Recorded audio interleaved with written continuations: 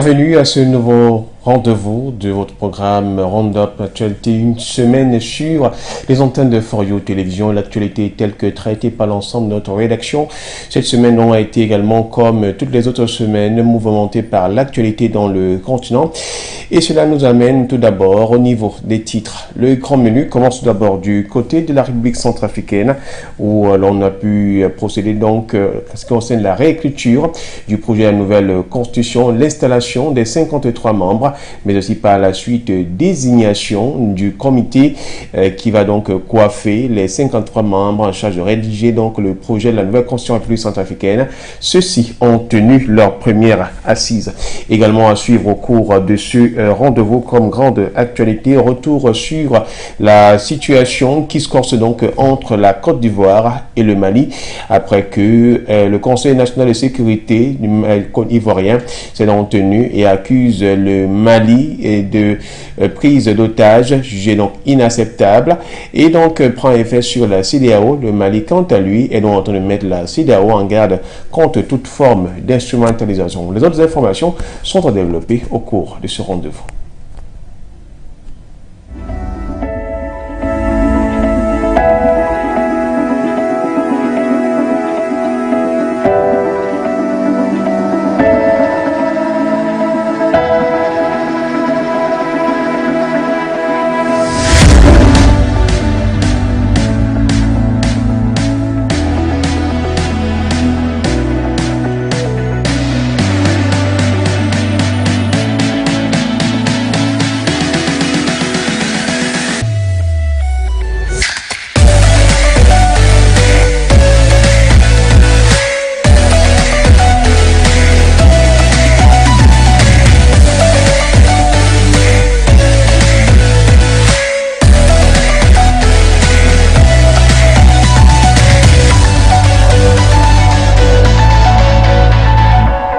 Après donc leur nomination, les membres du comité en charge donc de la rédaction du projet de la nouvelle constitution république centrafricaine ont tenu leur première assise, comme prévu dans le bureau du comité en charge de la réécriture de la constitution république centrafricaine, a tenu sa première réunion à la cité des chefs d'État de Bangui le vendredi 16 septembre 2022, sous la présidence honorable Évariste Ngamana. Retour sur l'essentiel à retenir de cette assise et dans cet élément Kessingal et Bokeya.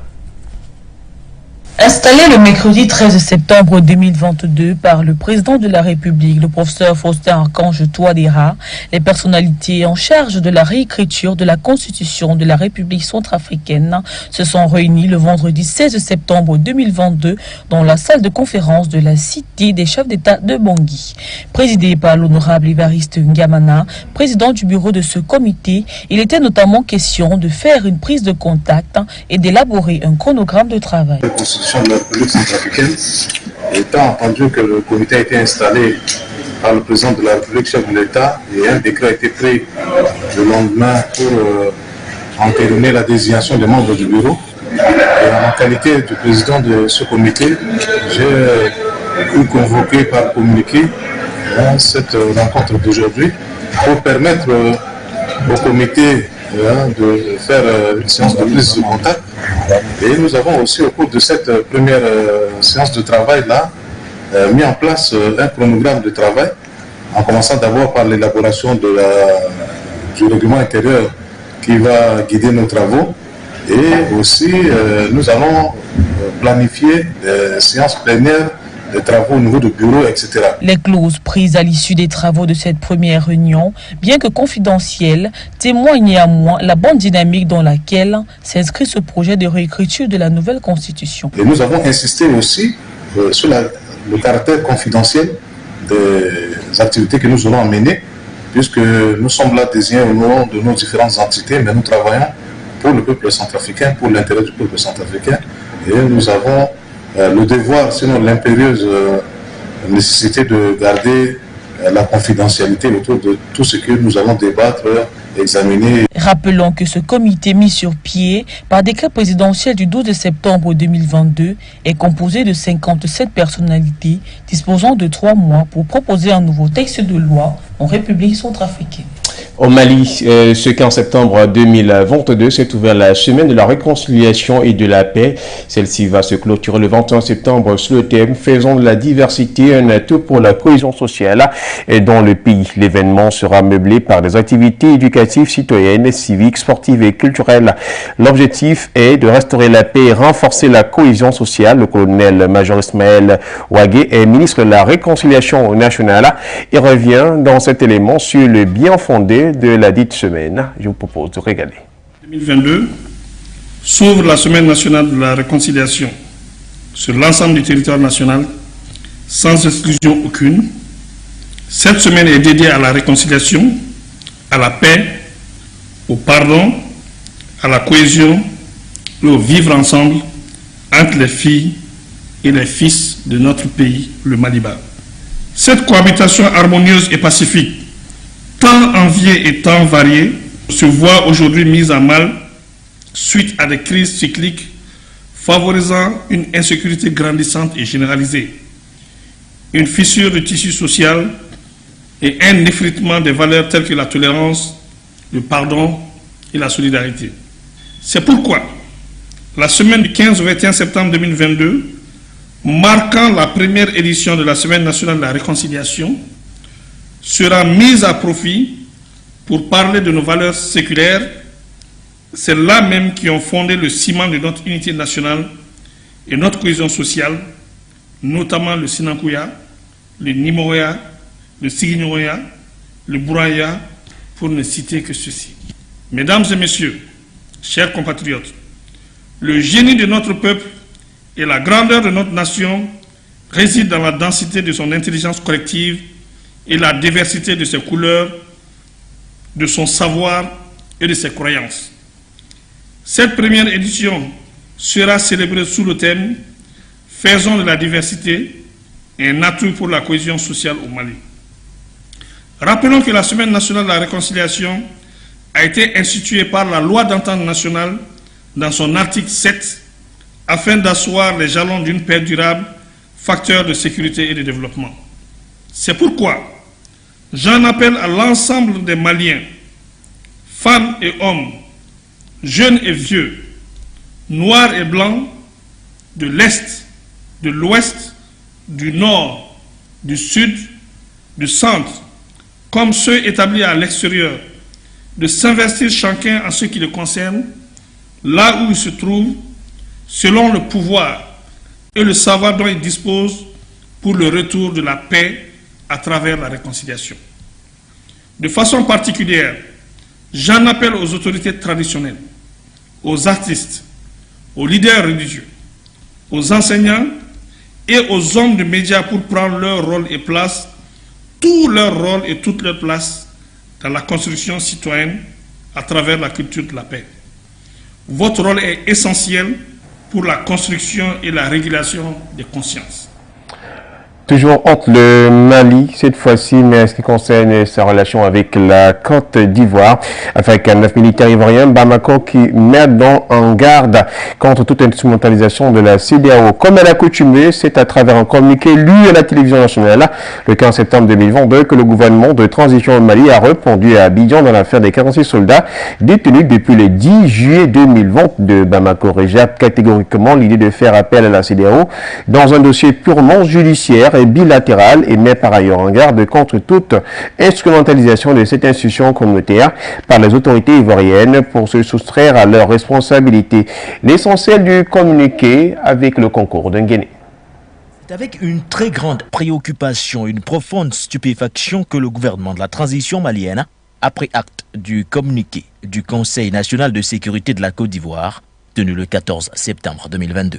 Par la voix de son porte-parole, par ailleurs Premier ministre par intérim, le colonel Abdoulaye Maïga, le gouvernement de la transition rappelle les conditions illégales dans lesquelles les 49 soldats ivoiriens sont arrivés au Mali en possession d'armes et de munitions de guerre sans ordre de mission ni autorisation. Entre versions contradictoires et rétropédalage, la Côte d'Ivoire a brillé par son manque d'honnêteté, sans doute abasourdi par l'attitude de la MINUSMA qui, contre toute attente, se dérobe à ses responsabilités. Un tel revirement, loin d'accorder du crédit au communiqué du Conseil national de sécurité, a plutôt étalé au grand jour des manquements visant à manipuler et à entraver la manifestation de la vérité. Une attitude qui contraste avec celle de la partie malienne qui, sur indication du colonel Assimi Goïta, président de la transition, a relevé la nécessité de considérer la situation de certains Maliens objet de mandats d'arrêt internationaux. Une requête mal perçue par Abidjan qui préfère relever l'hypothèse d'une prise d'otage. Le dossier, censé être judiciaire à la base, se transforme en crise diplomatique avec la volonté affichée par la Côte d'Ivoire de saisir la commission de la CEDEAO.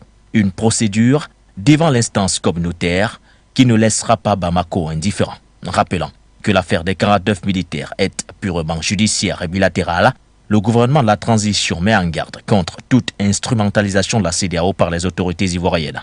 En un mot comme en mille, le Mali réitère son attachement à la paix, à la sécurité et aux relations séculaires et ne cédera à aucun chantage, encore moins à aucune intimidation. Au Cameroun, rappel historique d'une mémoire importante, 13 septembre 1958, 13 septembre 2022, 64 ans que la figure de proue de lutte pour l'indépendance au Cameroun a été assassinée par l'armée française. On parle de Ruben Oumniobé, 64 ans plus tard donc. Ruben Oumniobé reste une figure souvent évoquée sans plus. Comment comprendre l'absence de reconnaissance à l'endroit d'un héros? Où en est la reconnaissance et la réparation de la France? Anissé Kanet, président du Mouvement africain pour la nouvelle indépendance, parti politique d'opposition au Cameroun, reprend dans cet élément de Bégoudi. Il suscite jusqu'aujourd'hui l'admiration. Ruben Oumniobé, surnommé le Mpodol, porte-parole. C'est que celui qui était l'un des premiers à revendiquer l'indépendance du pays camerounais portait au loin la voix des sans-voix. Secrétaire général de l'Union des populations du Cameroun, UPC en abrégé, ses discours dénoncent le tribalisme instrumentalisé par les colons à cette époque, le pillage, la mauvaise vie dont est victime le peuple, mais surtout lutte pour l'indépendance. Au sein de l'ONU, lors des assemblées générales, il multiplie ses demandes d'accession à l'indépendance pour son pays, confiant que l'Organisation des Nations Unies pourrait faire pencher la balance au plus vite. Quelle leurre! À force de soulever l'éveil des consciences, il deviendra un homme à abattre. Le 13 septembre 1958, après l'avoir traqué, l'armée française s'empare de lui et l'exécute. L'histoire retiendra de lui que c'est un vaillant héros, et pourtant, rien que ça dans les mémoires, vaguement. Mais comment comprendre l'oubli d'un combattant? Ouandje consort hante encore les esprits de tous ceux qui sont dans le sillage ojoulatiste. Le régime d'Aïdjo, après celui de Biya, c'est dans le sillage de la négation de l'upécisme qui a voulu la réunification et l'indépendance. La loi qui dit que ces noms ne sont plus bannis n'en fait pas des figures historiques qui doivent absolument être présentes dans la vie quotidienne des Camerounais. J'ai même vu à Bessengue, il y a un superbe statut d'un certain homme d'affaires. Qu'est-ce que cet homme d'affaires a fait de plus que Oumniobé pour ce pays? Emmanuel Macron, président français en visite officielle fin juillet dernier au pays de Oumniobé, avait annoncé la création d'une commission d'historiens dans le but, je cite, de faire la lumière sur les crimes commis pendant la colonisation. Mais aujourd'hui, silence mouche sur l'avancée.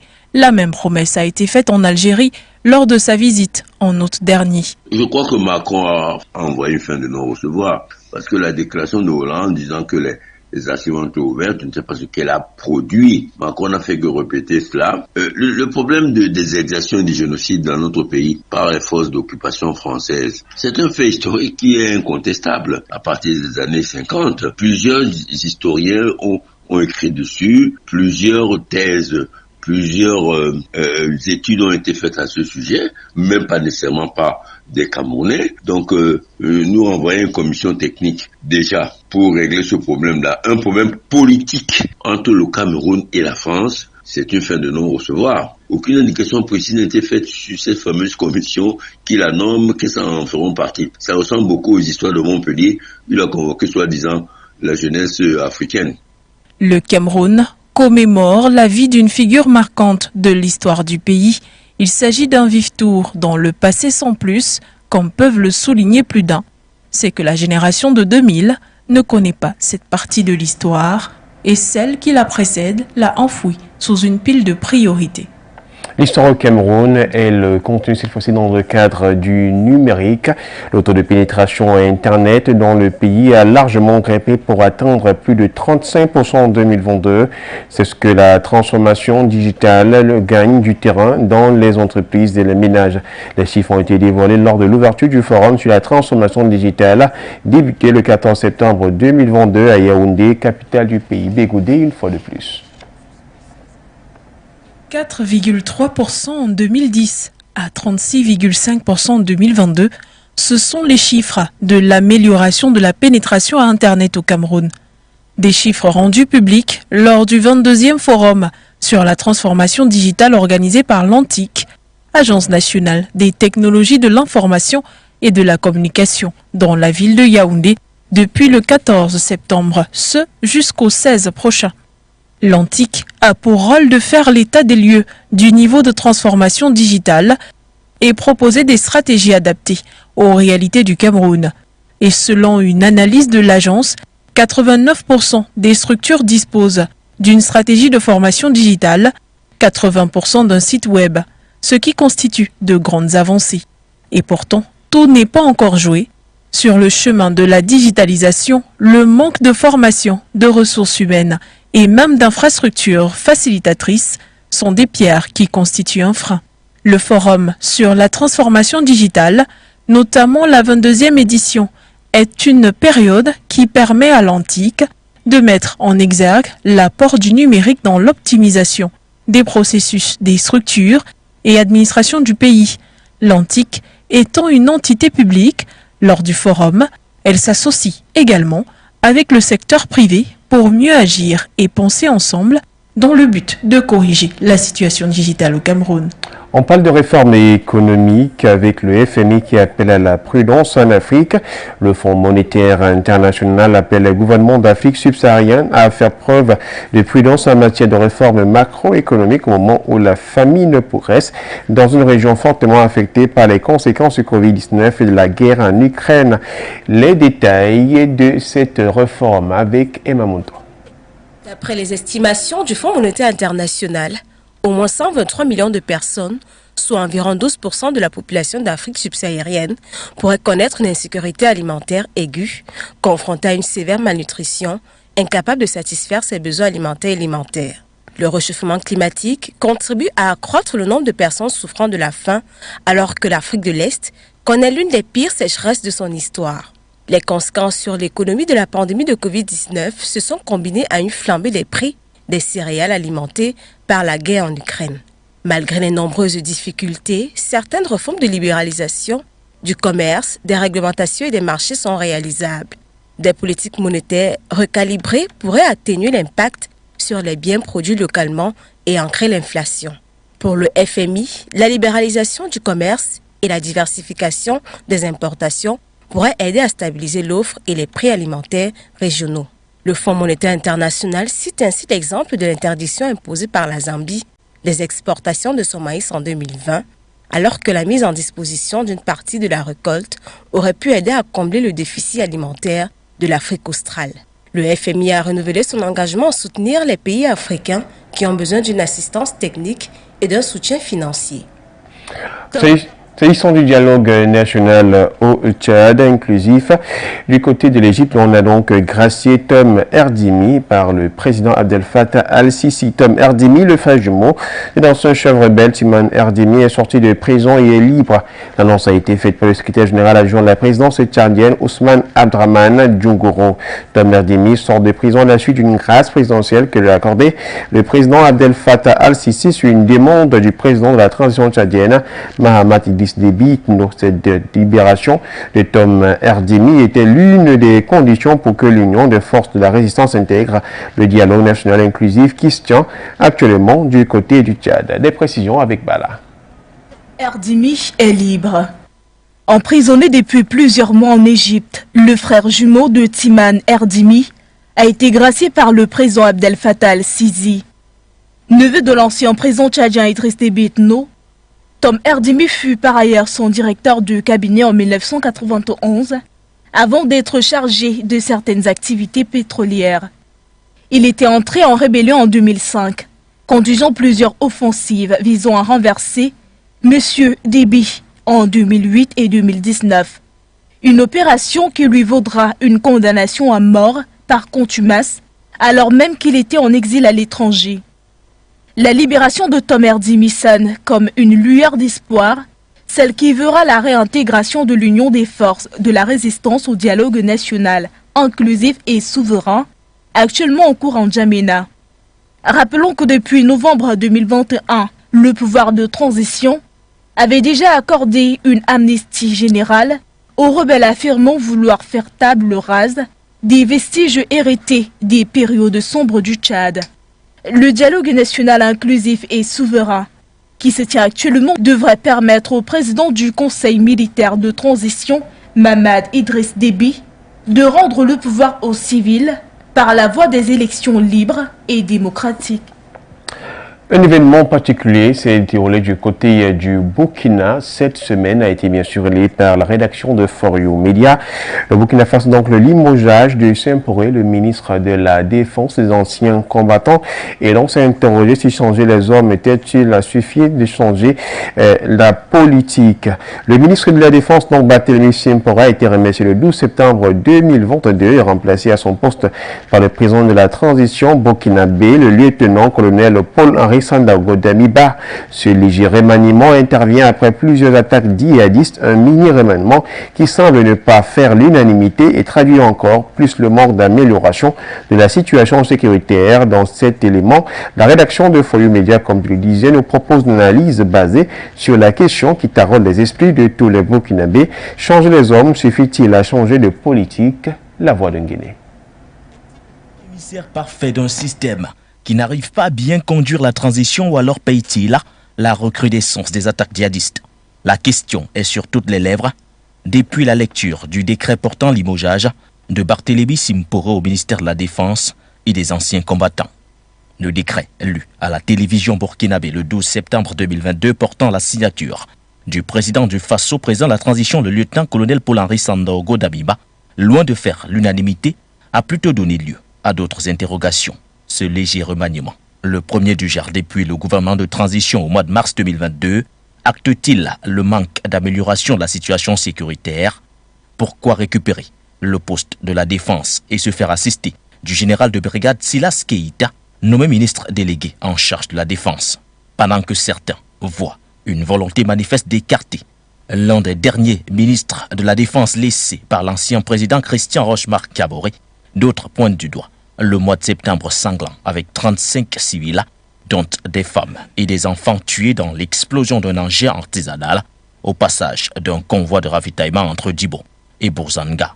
Arrivé au pouvoir avec pour priorité d'enrayer la menace djihadiste, le lieutenant-colonel Paul-Henri Sandaogo Damiba n'a toujours pas répondu aux attentes.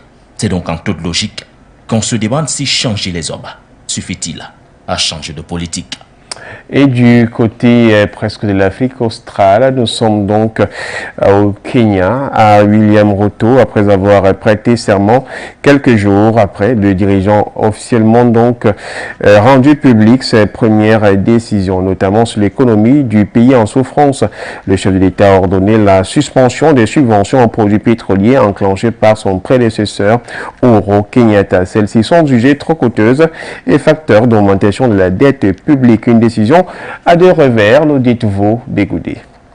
La suite de cette décision, c'est une hausse de 12% qui a été immédiatement constatée sur les prix du gasoil, du kérosène respectivement coûteux de 20 et 25 shillings selon l'EPRA, Autorité de régulation de l'énergie et des produits pétroliers au Kenya.